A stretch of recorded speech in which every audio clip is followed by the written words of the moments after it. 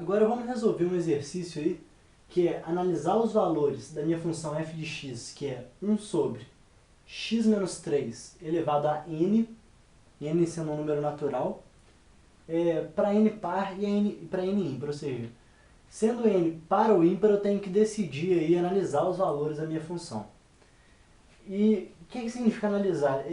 Significa responder as informações que eu tenho sobre a minha função, as informações características dela. Por exemplo, reparem que aqui o ponto 3 não faz parte do domínio, né? Se eu substituir 3 aqui, fica 1 sobre 0, que não existe. Então, seria legal a gente trabalhar, analisar o valor da minha função quando ela se aproxima de 3, analisar o limite dela, né? Então, vamos lá, começando para n par. Para n par, eu ficaria que seria x menos 3 elevado a um valor par. Sempre que eu tenho um número elevado a um valor par, esse número, sendo diferente de zero, vai ser maior, vai ser positivo, vai ser maior que zero. Então, vamos analisar aqui essa função com n par.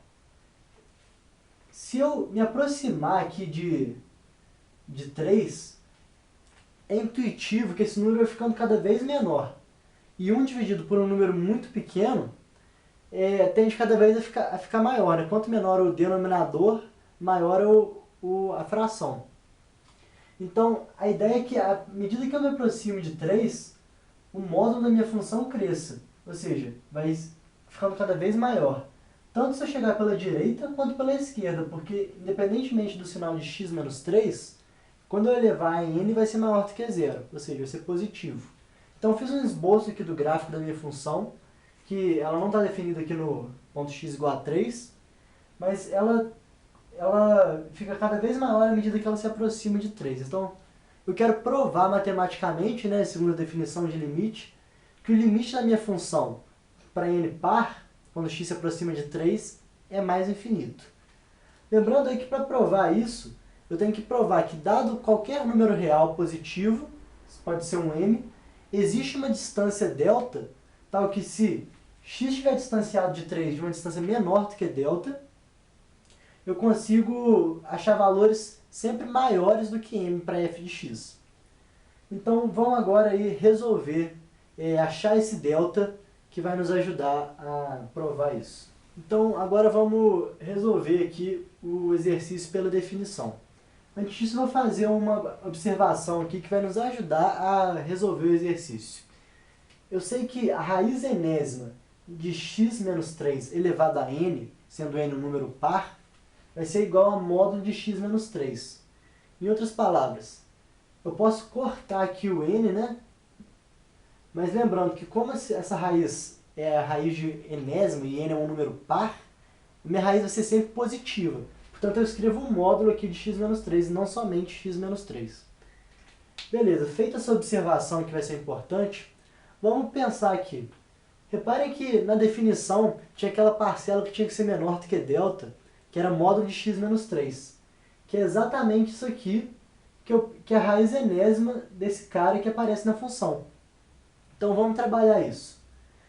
Bom, a ideia era restringir o meu domínio, né, a fazer a distância de x a 3 ser menor do que delta, e isso implicar na minha função f de x retornar valores maiores do que um m dado. Então vamos supor que eu dei aqui o m. Eu quero que a minha função f de x seja maior do que m.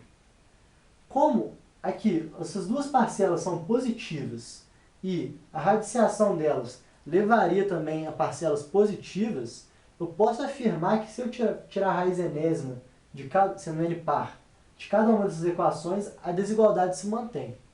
Então aqui, a raiz enésima de m é menor do que a raiz enésima disso aqui. Ora, mas essa raiz enésima desse cara, eu sei que é esse aqui, que é módulo de x menos 3. Portanto, eu chego nessa parcela aqui, raiz enésima de m menor do que 1 sobre o módulo de x menos 3.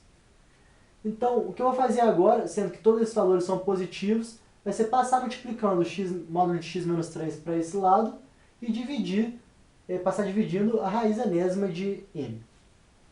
Chegando nisso, eu chego aqui nessa equação. E como eu sei que o módulo de x menos 3 é maior do que zero, já que o módulo é um valor maior ou igual a zero, e no caso do limite não me interessa o valor de x no ponto 3, ou seja, não vai ser igual a zero, eu posso escrever isso aqui, que essa equação aqui implica nessa e implica nessa aqui. Ué, mas essa equação aqui, se eu trabalhar, indo trabalhar voltando aqui, eu posso fazer um sinal de si somente C aqui. Ou seja, eu posso sair daqui e ir para cá e ir para cá. Ou seja, essa relação que eu sei que é válida se eu tomar se eu tomar a distância de x a 3 menor disso aqui, do que esse valor, esse pode ser o meu delta, eu consigo chegar nisso aqui, que é f de x ser maior do que m. Logo, está provado pela definição que se eu quero, dado um valor m positivo, eu consigo fazer minha função ser maior do que m, tomando a distância de x a 3 sendo menor do que 1 sobre raiz enésima de m. Então aí eu provo dessa maneira que o limite de f de x, quando x tende a 3, tanto pela esquerda quanto pela direita, já que nos dois casos aqui a função é positiva, esse limite é mais infinito. No caso de n ímpar, eu sei que essa parcela aqui, 1 sobre x menos 3 elevado a n, vai ser conservado o sinal de x menos 3. Porque sempre que eu elevo um número a um expoente ímpar, eu conservo o sinal desse número.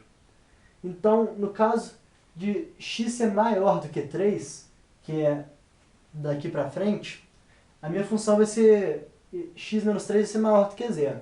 Então, a minha função é conservar o sinal, né, positivo, e vai continuar aqui dessa maneira. Já no caso de x ser menor do que 3, esse valor aqui vai ser negativo, x menos 3. Portanto, conservando o sinal negativo, minha função também vai ser negativa. Ela vai ser simétrica, né, àquela que eu tinha feito aqui, no caso de n par. Então, esse é um esboço aí da minha função para n ímpar. E, nesse caso, a gente pode aqui tomar as mesmas conclusões de n par, assim, de certa maneira, né? A gente vê que, à medida que eu aproximo x de 3, o módulo da função tende a infinito, ao mais infinito. Porém, não analisando o módulo, mas valor absoluto, se ela vier aqui pela direita, ela tende a mais infinito, quando se ela vier pela esquerda, ela tende a menos infinito, ela tende a decrescer cada vez mais. Então, eu sei que o limite da minha função f de x, quando x tende a 3 pela esquerda, é menos infinito. Enquanto o limite da minha função f de x, quando x tende a 3 pela direita, para esse lado, vai ser mais infinito. Como os dois limites laterais são diferentes, eu posso dizer que a minha função não possui limite no ponto 3.